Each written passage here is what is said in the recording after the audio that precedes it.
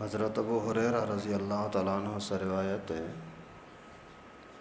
کہ رسول اللہ صلی اللہ علیہ وسلم نے فرمایا، کل امتی یدخلون الجنہ الا من ابا، قیل یا رسول اللہ من ابا، قال من اطاعنی دخل الجنہ ومن عصانی فقد ابا۔ کہ سرکار دو عالم صلی اللہ علیہ وسلم نے فرمایا،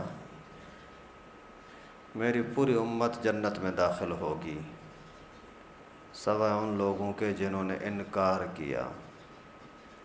صحابہ نے عرض کیا کہ اللہ کے رسول، انکار کرنے والا کون ہے؟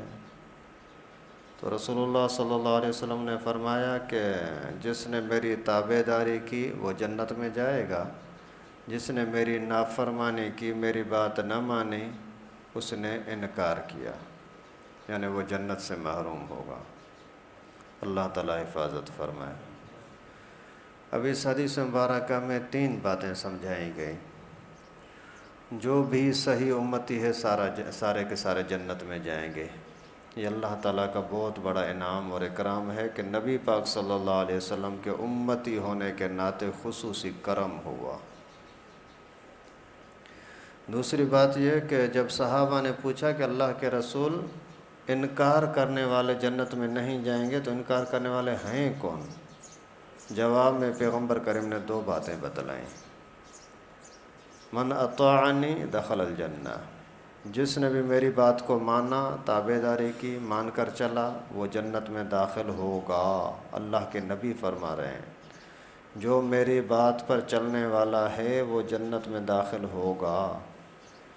اللہ رب العالمین نے فرمایا کہ وما ینطق عن الہویٰ، نبی پاک اپنی مرضی سے بات نہیں کرتے، ان هو الا وحی یوحیٰ، جو بات بتلاتے ہیں اللہ کی طرف سے وحی ہوتی ہے۔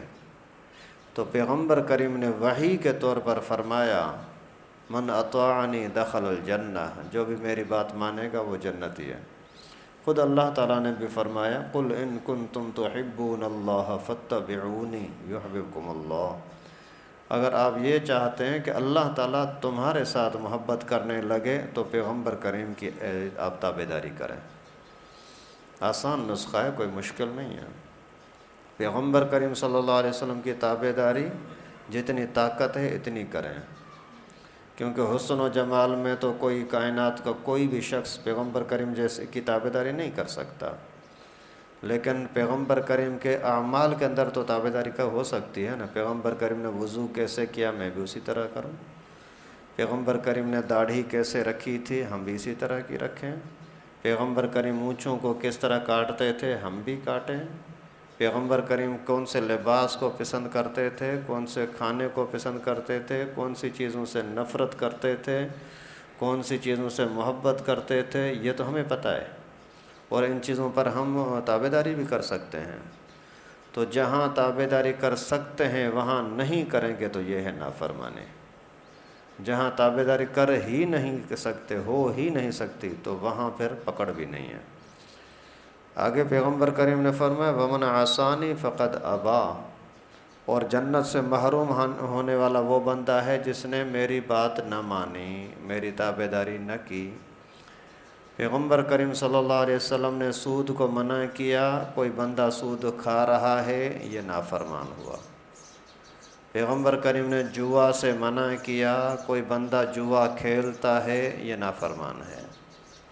پیغمبر کریم صلی اللہ علیہ وسلم نے کسی کا مال ہڑپ کرنے کو، چوری کو، ڈاکے کو، ابو کے میراث کے مال کو تقسیم کیے بغیر کھا لیا، ہڑپ کر لیا، یہ نافرمانی کی، اور نافرمانی کرنے والا جنت سے محروم۔ اسی طریقے سے پوری زندگی ہر چیز کے اوپر نظر رکھیں۔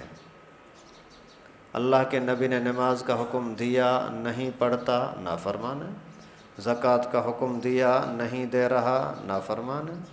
اور رمضان میں روزے کا حکم دیا، نہیں رکھ رہا، نافرمان ہے۔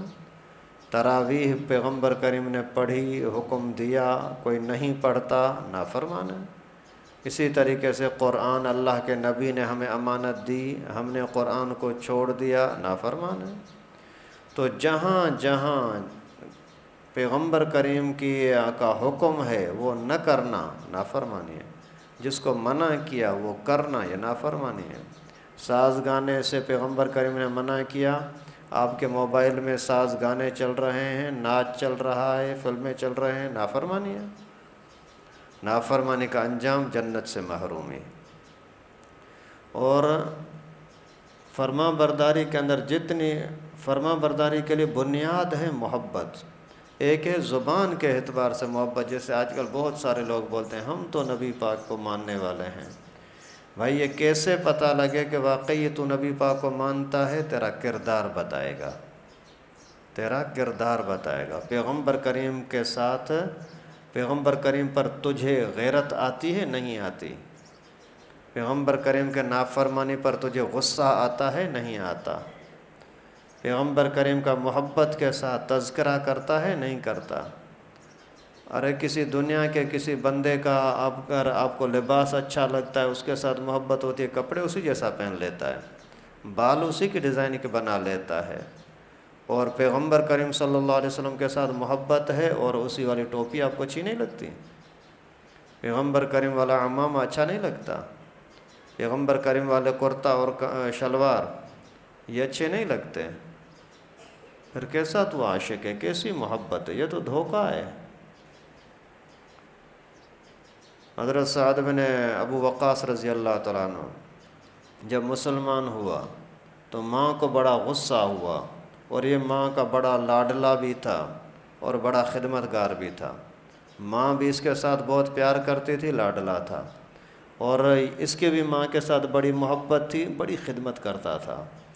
جیسے مسلمان ہوا تو ماں نے بولا بیٹا محمد کو چھوڑ دے، ہمیں ان باتوں کو چھوڑ دے، تو بھی اگر مان لیتی ہے تو ٹھیک، نہیں تو ان باتوں کو چھوڑ دے۔ اس نے بولا نہیں، میں بائیکاٹ کرتی ہوں، اگر تو نبی پاک کو نہیں چھوڑتا تو میں کھانا چھوڑ دیتی ہوں، بھوک ہڑتال کرتی ہوں۔ بیٹے نے ماں کو سمجھانے کی کوشش کی، ماں نے توجہ نہیں دی۔ ایک دن گزر گیا، ماں کے اندر کچھ لاغری کمزوری آئی، چل پھر نہیں سکتی، اٹھ نہیں سکتی۔ دوسرا دن گزر گیا، اور زیادہ طبیعت خراب۔ تیسرا دن گزر گیا، ابھی تو بولنے کے بھی لائق نہیں، بھوکی پیاسی مر رہی ہے۔ لیکن حضرت سعد رضی اللہ تعالیٰ عنہ نے فرمایا کہ اماں میری رائے ہے کہ آپ کھانا کھا لیں، پانی پی لیں، لیکن یہ تصور نہ کرنا کہ میں تیری وجہ سے کوئی رسول اللہ کو چھوڑوں گا۔ تو مر جائے، بھلے مر جائے، مجھے کوئی دکھ نہیں ہوگا، لیکن پیغمبر کریم کو نہیں چھوڑوں گا۔ تو یہ ہوتی ہے محبت۔ محبت کی آپ بات بھی کرتے ہیں اور بال بھی انگریز کا نبی پاک کے دشمنوں کا بناتے ہیں، بات محبت کی کرتے ہیں، نماز کا احساس ہی نہیں ہے، یہ کیسا عاشق ہے؟ حضرت حنظلہ رضی اللہ تعالیٰ عنہ تازہ شادی ہوئی، نئی شادی ہے، گھر والی کے پاس آیا، تنہائی میں پہنچے ہیں، ابھی میاں بیوی کا حق ادا ہو ہی رہا ہے، اتنے میں اعلان ہوا کہ چلو پیغمبر کریم کا اعلان ہے جہاد کے لیے۔ اسی ٹائم پر بھاگا، اور نہایا بھی نہیں۔ کہتا ہے اگر نہاتا تو شاید پیغمبر کریم کے بلاوے پر لبیک کرنے میں تھوڑی دیر ہو جائے، جلدی آ گیا اور جا کر کے شریک ہوا۔ یعنی ایسے ماحول کو، ایسے وقت کو بھی چھوڑنا، یہ محبت ہوتی ہے۔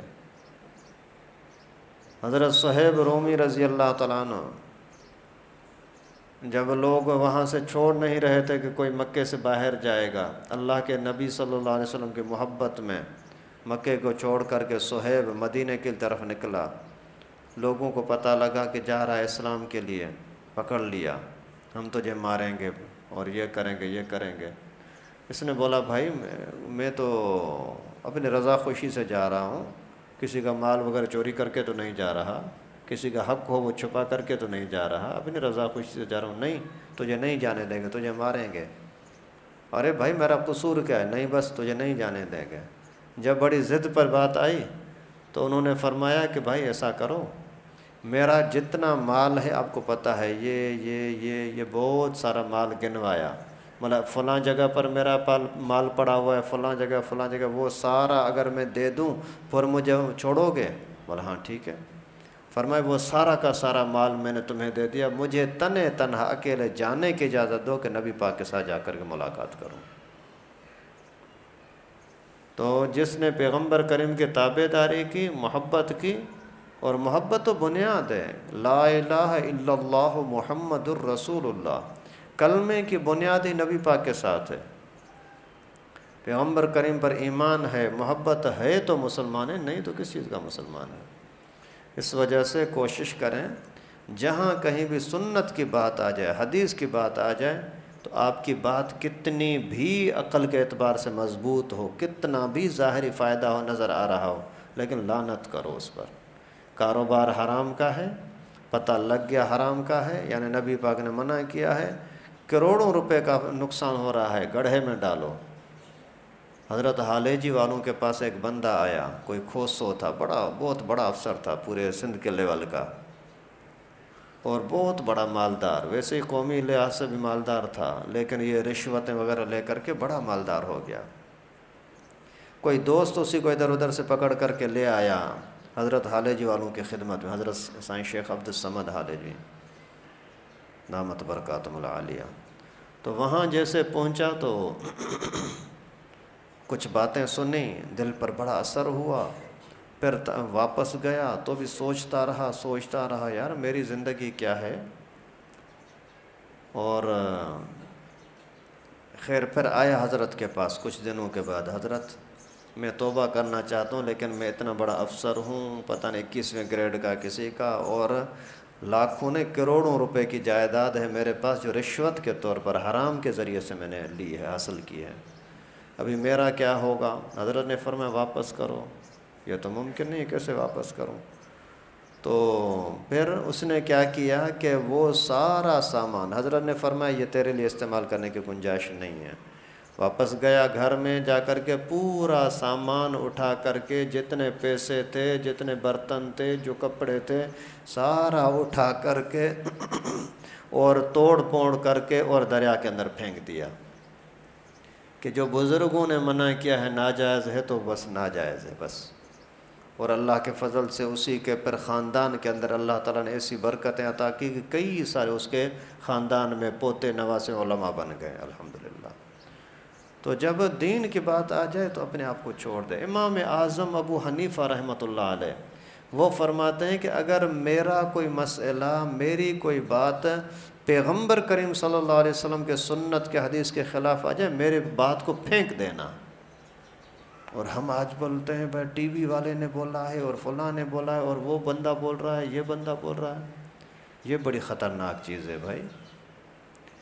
اللہ تعالیٰ سے دعا ہے کہ اللہ پاک ہم سب کو ایمانی غیرت نصیب فرمائے، پیغمبر کریم صلی اللہ علیہ وسلم کے ساتھ سچی محبت نصیب فرمائے، صرف زبان کے غازی نہ بنے، کردار کا اندر دکھائیں کہ واقعی آپ کے اندر اسلام نظر آ رہا ہے۔ اللہ تعالیٰ ہم سب کو پیغمبر کریم صلی اللہ علیہ وسلم کی سنتوں کو اپنانے کی، زندگی میں لانے کی، آگے دعوت دینے کی، دوسروں تک پہنچانے کی توفیق نصیب فرمائے۔ وآخر دعوانا الحمد للہ رب العالمین۔